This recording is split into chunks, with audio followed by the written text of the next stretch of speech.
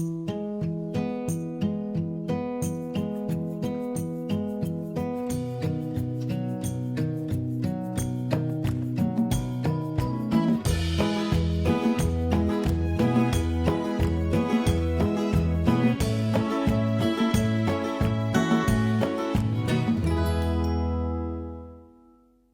à toutes et à tous, j'espère que vous allez bien. Je vous retrouve aujourd'hui pour réaliser un petit happy mail avec vous.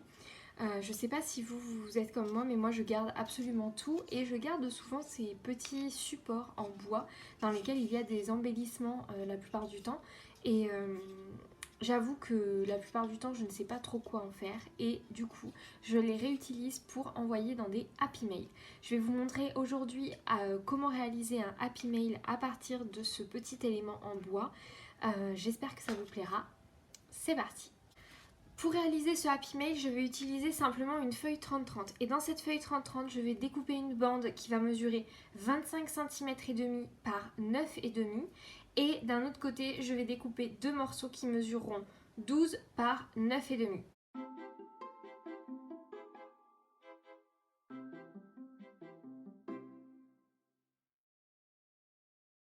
Alors, j'ai ma feuille qui fait 25 et demi, mes deux morceaux qui font 12 par 9 et demi chacun. Je vais venir dans un premier temps plier mes deux morceaux qui mesurent 12 par 9 et demi. Je vais venir les plier chacun. Hop. Je vais venir faire un pli à 2 et demi du bord.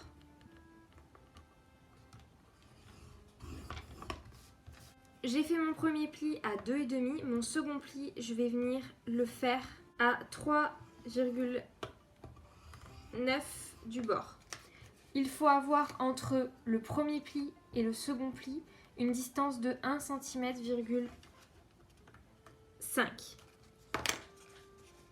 vais venir faire ça avec tous mes papiers. Maintenant que j'ai plié mes deux languettes, je viens m'occuper de la grande bande. Je viens faire un premier pli à 6,9 et un second pli à 8 cm. Je viens ensuite plier à 17,5 ainsi qu'à 19 cm. Une fois que j'ai fait les plis, il va suffire d'assembler le tout. Donc je viens marquer les plis.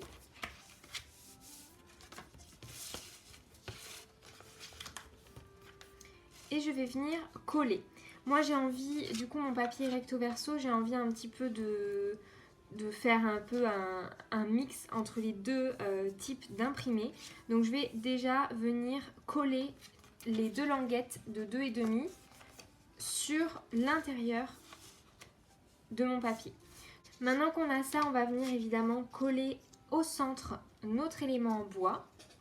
Si jamais pour vous aider, vous pouvez aussi rabattre les différents pans de votre boîte de manière à vraiment bien la centrer. Quand vous rabattez les pans, vous devez vous retrouver avec une boîte totalement hermétique comme celle-ci. Vous avez différentes options pour la fermer. Soit vous collez un ruban sur le derrière de la boîte juste ici. Vous pouvez aussi, avant de coller les deux petits pans de 12 par 9 et demi, mettre un ruban qui va venir ensuite enrouler la totalité de la boîte. Ça c'est à vous de voir ce que vous préférez faire. Je vais laisser sécher et ensuite on va pouvoir du coup décorer ensemble cette boîte. Alors pour gagner un peu de temps, je suis venue remplir l'intérieur de ma pochette pour vraiment que vous puissiez vous rendre compte déjà de tout ce qu'on peut y mettre. Donc j'ai mis des petits boutons en tissu comme ça. J'ai mis des coins d'album, des petits pompons, d'autres boutons en bois cette fois-ci, des petits éléments en bois, des petites fleurs, des petits nœuds en tissu, des fleurs en tissu, des grelots et là vous avez des petits strass, des petites paillettes et il y a encore tellement de choses que vous pouvez mettre à l'intérieur. Même si c'est petit, vous avez possibilité vraiment de mettre beaucoup de choses à l'intérieur. Maintenant, on va venir décorer les parties qui sont juste ici de votre happy mail. Donc, moi, je vais venir décorer cette partie-là, mettre un mot ici et sur ces deux parties-là, je vais rajouter des éléments des cadeaux. Donc tout d'abord, on va venir mettre sur cette pochette-là un ATC. C'est exactement la bonne taille pour mettre un ATC. Moi, les ATC, je les attache souvent avec des coins photos. Je trouve que c'est très pratique. Ça permet de ne pas abîmer l'ATC en lui-même et de bien l'accrocher sur le projet. Et la personne peut le récupérer pour le ranger dans son rangement à ATC une fois qu'elle a ouvert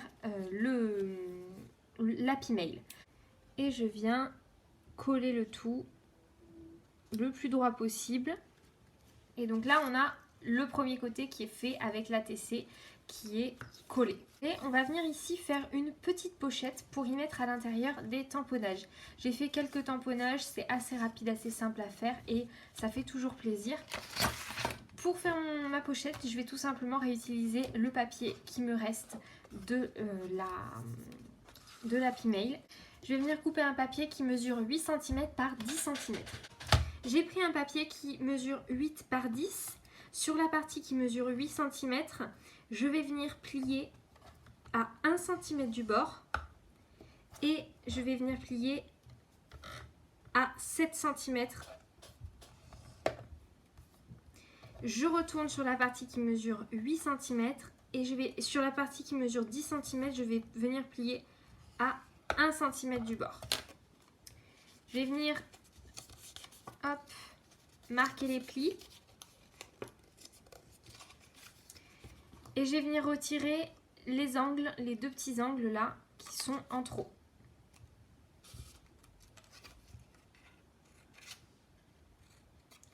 J'en profite aussi pour couper en biseau tous mes rebords.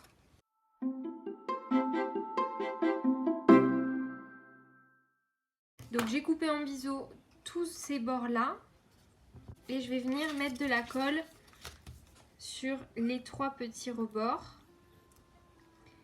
Si vous avez une perforatrice arrondie, que vous souhaitez faire un petit arrondi, vous pouvez, il n'y a pas de souci.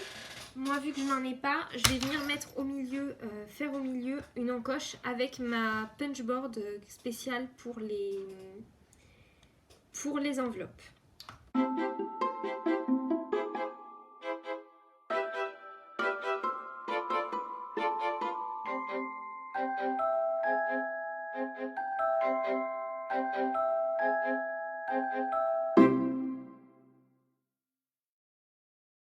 Et si vous voulez faire encore un petit peu plus, n'hésitez surtout pas à faire comme j'avais fait dans un live Facebook que j'avais reposté sur YouTube. Je vous avais montré comment faire des petites fenêtres dans vos enveloppes et dans vos pochettes. N'hésitez pas à utiliser cette technique ici pour venir ajourer votre pochette pour qu'on puisse vraiment voir ce qu'il y a à l'intérieur. Ça peut vraiment être une super idée. Je viens faire en sorte que tout adhère parfaitement. Je passe toujours mon plioir à l'intérieur pour vérifier que la colle n'est pas débordée pour pas coller l'intérieur de la pochette. Et une fois que ça c'est fait, soit vous le mettez dans une petite pochette plastique, soit vous le mettez à même la pochette. Moi c'est ce que je vais faire. Je suis venue couper un morceau de papier décoratif de 7 cm par 9 cm. C'est vraiment pas c'est pas la même collection de papier, mais ça fait l'affaire. Moi j'aime bien le résultat final et je viens coller ça sur la partie du bas. Je centre bien et j'ai pris un morceau de papier craft qui mesure en tout 14 cm sur 5,5 et je suis venue le plier au milieu pour faire deux parties qui mesurent 7 cm. Et je vais venir tout simplement coller un des morceaux sur ma feuille pour faire une sorte de carte. Voilà pour la partie du bas. Soit vous écrivez le nom de la personne pour qui c'est destiné, soit vous venez avec un petit tampon. Moi c'est ce que je vais faire, j'ai ce tamponnage ci qui passe parfaitement dessus. Donc c'est ce que je vais utiliser aujourd'hui. Et je viens tamponner mon message sur ma petite carte. Voilà pour ça. Et pour la partie du haut, je vais tout simplement utiliser des petits stickers. Là, j'ai cette planche de stickers là. Alors là, ça me va pas du tout, donc je vais tout simplement retirer ces petites lettres là. C'est un alphabet que j'ai acheté chez Action. J'ai énormément de mal à l'utiliser. Je trouve que ça fait très grossier sur les créations. Donc n'hésitez pas à me partager sur les réseaux sociaux si jamais vous avez des créations sur lesquelles vous avez utilisé cet alphabet de chez Action. Je serais très curieuse de voir comment vous l'avez intégré dans vos créations parce que moi ça ne me convient pas du tout. Donc là j'utilise un lettrage de chez Momenta et on va tout simplement utiliser cette décoration pour finaliser la décoration du Happy Mail.